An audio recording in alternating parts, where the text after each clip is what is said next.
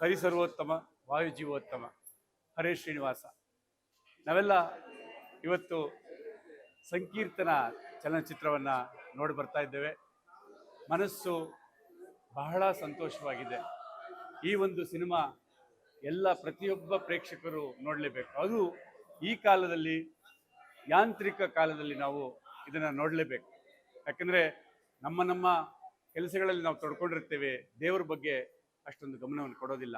ಅದನ್ನು ಬಹಳ ಸ್ಫುಟವಾಗಿ ತುಂಬ ಚೆನ್ನಾಗಿ ಚಿತ್ರೀಕರಿಸಿದ್ದಾರೆ. ಒಂದು ಕಥೆಯನ್ನು ಹೇಳೋದ್ರ ಮೂಲಕ, ಆ ಒಂದು ವರ್ತಕರು ಕಥೆಯನ್ನು ಹೇಳೋದ್ರ ಮೂಲಕ ಈ ಒಂದು ದಾಸಶ್ರೇಷ್ಠರ ಪರಿಚಯವನ್ನು ನಮಗೆಲ್ಲ ಮಾಡಿಕೊಟ್ಟಿದ್ದಾರೆ. ದಾಸರಲ್ಲದೆ ಯತಿವರೇಣ್ಯರು ಸಹ ಇದ್ದಾರೆ. ವ್ಯಾಸರಾಯರು, ವಾದಿರಾಜರು, ಇನ್ನು ಅನೇಕ ಯತಿವರೇಣ್ಯರ ಬಗ್ಗೆ ತಿಳಿಸ್ಕೊಟ್ಟಿದ್ದಾರೆ. ಅವರಿಗೆ ಬಹಳ ಚೆನ್ನಾಗಿ ಮೂಡಿಬಂದಿದೆ. ಇದೆಲ್ಲ ದೇವರ ಅನುಗ್ರಹ ಇಲ್ಲದೆ ಸಾಧ್ಯವಿಲ್ಲ. ಎಲ್ಲ ಈ ಒಂದು ಚಲನಚಿತ್ರವನ್ನು ವೀಕ್ಷಿಸಿ ಇನ್ನೂ ಹೆಚ್ಚು ಹೆಚ್ಚು ಪ್ರಚಾರ ಮಾಡಿ ಈ ಒಂದು ಭಾರತ ಸನಾತನ ಸಂಸ್ಕೃತಿಯ ಸೊಗಡನ್ನು ಎಲ್ಲರಿಗೂ ಪಸರಿಸಬೇಕು ಅಂತ ಈ ಮೂಲಕ ಕೇಳ್ಕೊಳ್ತಾ ಇದ್ದೇನೆ. ಆಗಲೇ ತಿಳಿಸಿದಾಗೆ ನೋಡಿ, ಶ್ರೀ ಕೃಷ್ಣ ಲೀಲಾ ವಿಲಾಸ ವೈಭವದ 4 ಕೀರ್ತನ ಮಾಲೆಯ ವಿಶೇಷ ಆಕರ್ಷಣೆಯನ್ನು ಈ ಚಿತ್ರ ಒಳಗೊಂಡಿದೆ.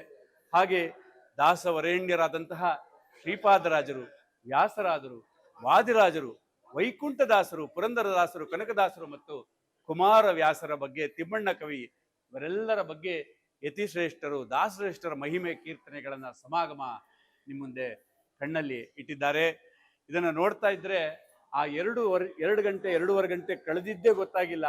ಒಂದೊಂದು ಹಾಡು ಕೇಳ್ತಾ ಇದ್ರು ಇನ್ನೂ ಕೇಳಬೇಕು, ಎಷ್ಟೋ ಕಂಡು ಕೇಳರಿಯದ ಅಂತಾರಲ್ಲ, ಆ ಥರ ಹಾಡುಗಳು, ಆ ಥರ ಕೀರ್ತನೆಗಳನ್ನು ಈ ಸಿನಿಮಾದಲ್ಲಿ, ಈ ಚಲನಚಿತ್ರದಲ್ಲಿ ಅಳವಡಿಸಿದ್ದಾರೆ. ಎಲ್ಲರೂ ಬನ್ನಿ, ನೋಡಿ, ಪ್ರೋತ್ಸಾಹಿಸಿ, ಇನ್ನೂ ಹೆಚ್ಚು ಹೆಚ್ಚು ಪ್ರದರ್ಶನಗಳು ಆಗಲಿ ಅಂತ ಈ ಮೂಲಕ ಕೇಳ್ಕೊಳ್ತಾ ಇದ್ದೀನಿ.